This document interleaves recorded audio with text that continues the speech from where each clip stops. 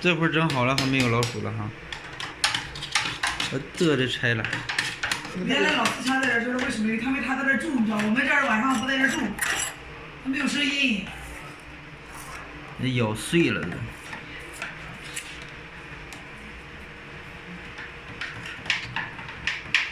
哎，都咬了，你看，操！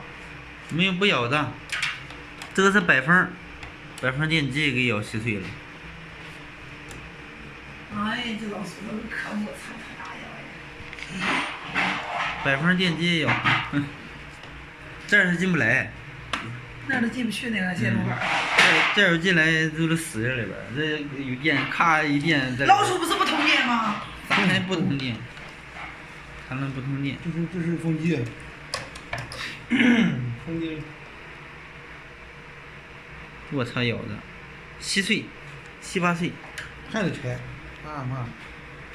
哎呀，这个老鼠。把这不好拿呀，后边连着水管呢。水管也咬了。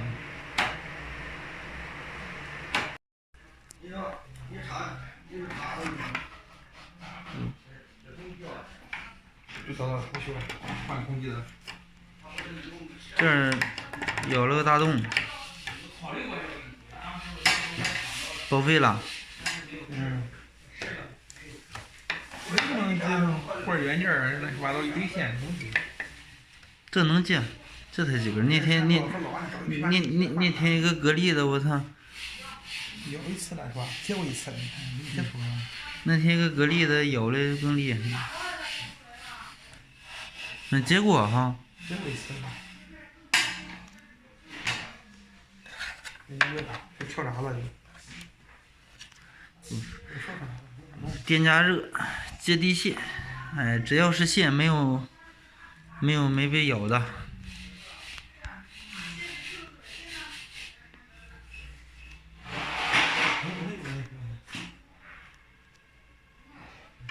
这咋整？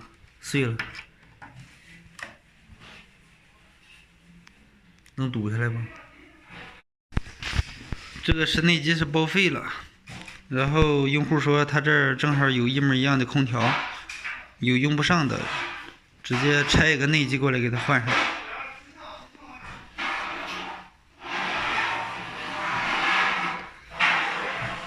老鼠太坑爹，稀巴烂咬的。